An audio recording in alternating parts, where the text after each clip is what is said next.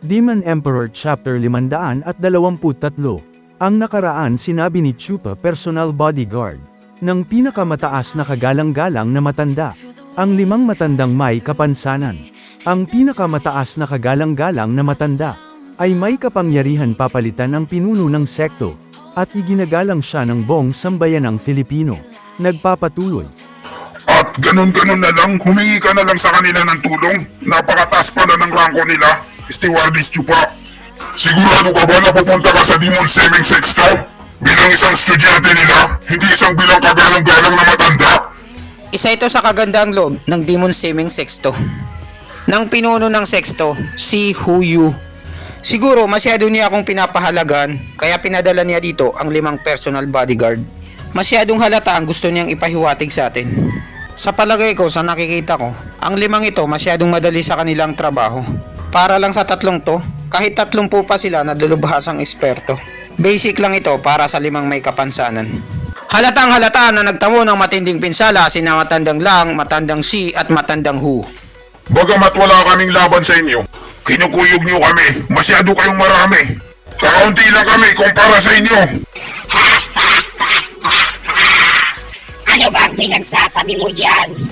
Ginamitan namin kayo ng balisang pormahan. For your information, hindi pa namin ginagamit yun. Kay Matandang Bungal lang yun. Solong kapangyarihan niya yun. At sa mga maling paratang mo sa amin na pinaglahatan namin kayo, hindi ba nakita ng 2 mata mo na pinagtatluhan niyo siya? Ngayon alam ko na, gagamitan niyo kami ng victim blaming, paawa effect, para makatakas kayo. Nakakahiya kayo sa personal. Pinawalang kwenta ang nakita ko para sa aming mga masasamang cultivator. Kayong mga piling banal na cultivator, gagawin niyo ang lahat para magmukha kayong kagalang-galang sa harap ng maraming tao. At kahit ano pa yan, para lang may pakita niyo na nasa panig kayo ng katarungan. Kapag talo, tanggapin niyo na lang na talo kayo, hindi na yan mababago. Kahit ilang beses pa kayong umatake, no match pa rin kayo sa amin dahil mas malakas kami kaysa sa inyo. Pero dahil excited kayo at gustong-gusto niyong makita ang aming pormahan, bagamat hindi naman kayo karapat-dapat gamitan ito, natutuwa kami sa inyo at pagbibigyan namin ng kahilingan niyo. Para sa mga walang alam na mga nakatulad niyo. Wag po, mga inugrati po kami. Wala kaming alam, maraming salamat na lang po. Ho. Nakakatuwa naman. Isa itong magandang pagkakataon para sa atin. Manood kayong mabuti sa gagawin nila. At sinimulan na ng may 5 kapansanan ang kanilang balisang pormahan. Nakataas ang kamay ng bawat isa sa kanila para sa Spirit Ball Gathering ng Dragon Ball Z.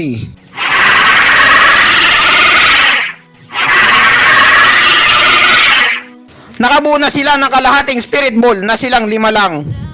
Takot na takot at pinagpapawisan na ng malamig si Matandang Hu, Matandang Si at Matandang Lang. Kailangan ko nang tumakas dito. Mabangis na tigre, bumalik ka rito! Iwanan! Duwag! Iniwan na ni mabangis na tigre yung 2 kasama niya. Parang jowa mo lang na iniwan ka sa ere. May isang baging na biglang lumabas. Natalian ito ang katawan ni Matandang Hu at hindi na makagalaw. Tangina, ano to? Hindi makawala ang katawan ko. Napilitan na lang si Matandang Hu iwanan ang katawan niya.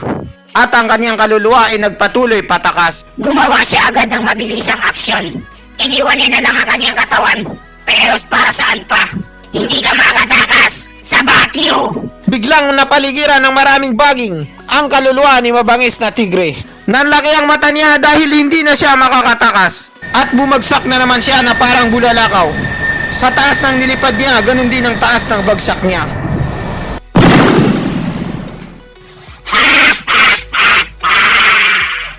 Akala niyo kayong 3 hayop kayo? Madali lang makatakas sa amin. Kaming 5 matandang lalaki, magiging katawa-tawa kami sa buong Pilipinas kapag nangyari yun. Nagpupumiglas makawala si Matandang Si sa pagkakagapos sa kanya. Samantala si Matandang Lang ay hindi na makatayo dahil mahigpit ang pagkakatali sa kanya. Mga walang hiya. Mga senyor, maawa naman kayo sa amin. Mayroon kami mga pamilya at anak na binumuhay. Pag-iusap, huwag niyo kaming papatayin. Marami pa kaming pangarap sa buhay. Ginawa nilang mummified si Matandang Hu, mata na lang at bunganga ang nakikita. Samantala, napanganga na lang ang grupo ni Chupa. Nagulat at namangha Dahil sa nasaksiyan nilang ginawa ng 5 may kapansanan. Oh, kahanga-hanga. Imposible! Hindi ako makapaniwala. Ngayon, alam niyo na gaano sila kalakas. Stewardess Chupa, ano ba ang mga bagay na yon? Yun ang pinagsamang kanilang kaluluwa. Sa ethereal stage, ang kaluluwa ay nagkakaroon ng anyo. At pwede kahit anong forma na cultivation na pinagsasanayan mo. Kagaya na lang ng pinagsasanayang paraan ng 3 matanda ng Beast Timing Sexto. Ang gamit nila ay mga kaluluwa ng hayop. Kagaya sa kanila si Matandang Lee, siya ang itim na dragon. Root art ang ginagamit niya para sa pagtaas ng potensyal ng kakayahan niya. Samantala, ang 5 may kapansanan, mayroon silang tinatawag na balisa art at pinagsama-sama nila ang kanilang lakas at kakayahan. Ang kaluluwa nila ay hindi naging isang baging lang, kundi isang spirit field na bilog. Kontrolado nila lahat ng ugat ng halaman sa loob nito. At kaya nilang gawing espada ang mga dahon dito sa pamamagitan lang ng daliri nila. Kaya nilang pasiglahin at pahinain ang kalaban nila sa loob nito. Madali lang sa kanilang tanggalan ka ng buhay pag nasa loob ka ng kanilang soul domain. Kung ganun, Stewardess Chupa, paano naman yung sa akin at saka si Matandang Mahilig? Ano ang magiging kamukha ng sa amin? Yung sa inyo ba? Ate Shui at Matandang Kiyo, pinagsanayan niyo ang apoy at tubig na arts. Kaya magiging apoy at tubig kayo pag lumakas kayo, walang magbabago. Oras na siguro para bumaba tayo. Kumustahin natin sila. Hinigop na yung kaluluwa ng 3 hayop kasabay ng alak. Nalagay sila sa isang pitsil na gold. Sabay tinakpan ito ni Matandang Dila, baka makatakas pa sila. Kakarating lang din ni Chupa. Maraming salamat sa inyo mga senior, maimong buntag sa iyong tanan. Nagpasalamat si Chupa sa 5 may kapansanan. Mga senior, may hindi po ako maintindihan. Bakit binuhay niyo pang mga gagong yan? Ginawa niyo pa silang bilanggo. Problema na ito ng sekto, bata. Huwag kang masyadong makialam. Huwag ka rin tanong ng tanong. Hindi tayo ganun ka-close. Ang yabang naman ng mga matatandang may kapansanan na to. Napasimangot na lang si Chupa at medyo na-hurt ang kanyang feelings dahil tinawag siyang bata at hindi close. At dito nagtatapos ang chapter 523. Maraming salamat po sa panunood. Mag-subscribe para laging updated sa next chapter ng buhay ni Chupa.